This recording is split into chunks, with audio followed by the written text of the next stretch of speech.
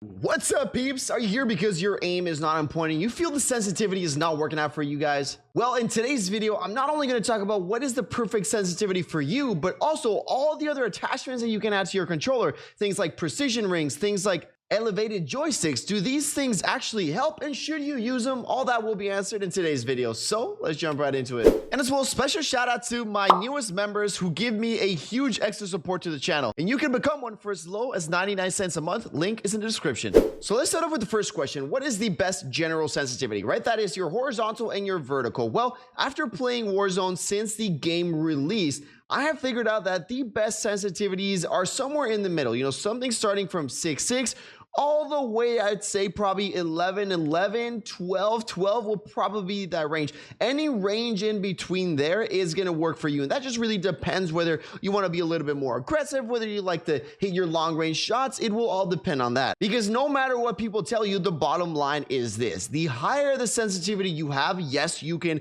acquire your target a little bit faster because you can, move your aim faster and you can spin around and you can do a 180 and shit on somebody behind you. But the reality is that the higher that sensitivity is, the harder it's going to be to control it. Why is that? Because the faster it goes, the less margin of error you have. Meaning, if you have a lower sensitivity, since your dude is moving a lot slower, you'll have a bigger margin of error, right? If you move your stick a little bit more than you wanted, it's not going to affect you that much because you're moving slow. So overall, it just depends. If you play too slow to have the perfect aim, then you won't be able to move around the game and have good movement. But if you play fast enough, then again, you'll be able to move good, but your aim won't be on point. So that's why I figured out somewhere right in the middle is a juicy spot for you. Now, how do you adjust that, right? How do you know if 6.6 is the best one for you, 9.9, 10.10, whatever it is? So if you're watching this video, that means that maybe your sensitivity is not feeling right. Now, what I've always said is that it is always easier to find your perfect sensitivity when it is slower. It's a lot harder to go and start at 15 and just say, oh my God, this is horrible. So what you should do, let's say it's like you're like me, right? You're playing at 9.9, you're playing at 10.10, whatever it is.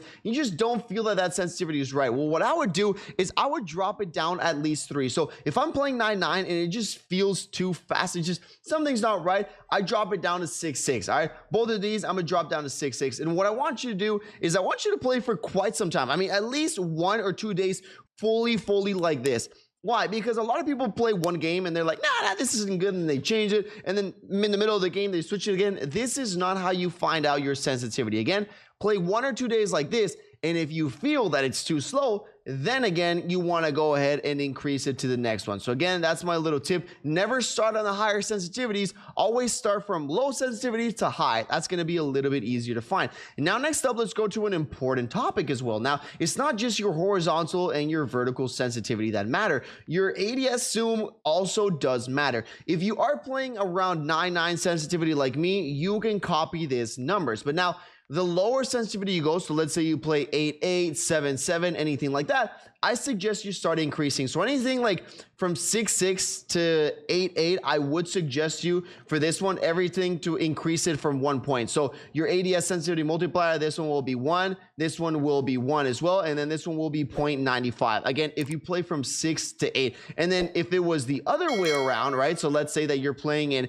10.10, 11.11, anything like that, then I suggest you to lower this one a full point. I have figured out that it's about those 3 sensitivity levels. That's usually how you'd want to play it. Also, if you notice what I have, like from my low zoom and my 2x3 zoom, the difference between the high zooms, it's only 0.05. And I do this so it's not that drastic of a change, right? Some people have like a full point or a full 0.5 here. So it's going to feel really different. Like when you're ADSing with maybe a red dot or iron sights, and then you try to snipe and your sensitivity is completely different. So don't have this higher than 0.5. So your difference between both of these should be 0.05, because again, anything greater than that is just going to make it a lot harder for you to switch between iron sights and in any either scope. Now for this one, what we're going to be talking about is the precision rings. And what do these actually do? Well, what they basically do is they add tension in your joysticks. And the most basic idea of what this does is it prevents you from overextending. As you guys can see here in the video, that's their main idea. So let's say you can play high sensitivity, and then since you have tension on those rings, it's going to prevent you from over aiming. But I've read a lot of the comments and a bunch of that, and one of the problems with this is since it won't allow you to get to that maximum point, right? So if you have your normal joystick right here without any precision rings, you can move left to right however you want. But if you have the precision rings, then you'll only be able to get maybe halfway, because again, that tension will prevent you from getting there. So this is great if you're really lacking in those long range gunfights, because again, all your movement will be constricted into right here, and it will prevent you from over aiming. Now, the problem, if you have trouble with your close range gunfights and you feel that's where you need a little bit more help, then I wouldn't recommend it, because again, after all the comments I've seen, the thing is, since it prevents you from going all the way to the right, then when you're in a close range gunfight where you really need to make those quick movements, or the dude broke your ankles or anything like that, it will be a lot harder for you to track that enemy. So if you're really good at those close range gunfights and you really need that long range help, then maybe go ahead and try the precision rings. But if not, then I definitely suggest you to do not try them. I mean, I haven't ever used them, but again, from all the research I've done, that is what they're for. Now, the next one that we got are the actual Kontrol Freeks, right? The ones that actually raise the level. And here again, we've got a YouTube video from Kontrol Freeks showing exactly what they do. But basically what you usually do is on the right-hand side, you have a higher one, and on the left-hand side, you have a lower one. And what is this going to do? Well, essentially, this will allow you to increase that sensitivity, because the higher that thumbstick is, the more movement and the more control you'll have.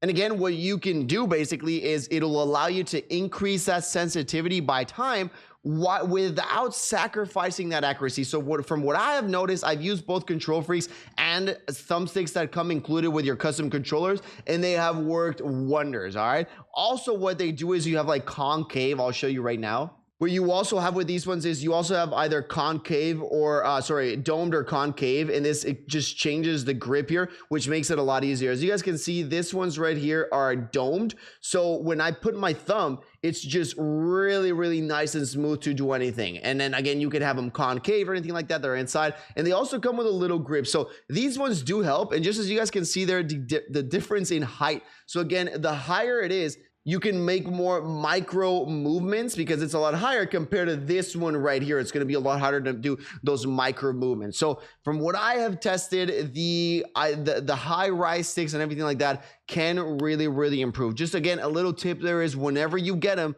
decrease that sensitivity by 1, and then after you use them for a while, then you will get used to it, and then you can increase it even more than that. But once you try them out, that normal sensitivity that you have will feel significantly faster with this one. And ladies and gentlemen, there you have it. Hopefully you guys did learn a little bit here about the sensitivity and things that you can buy to improve your sensitivity skills. Ladies and gentlemen, peace out, and I'll see you all in the next one.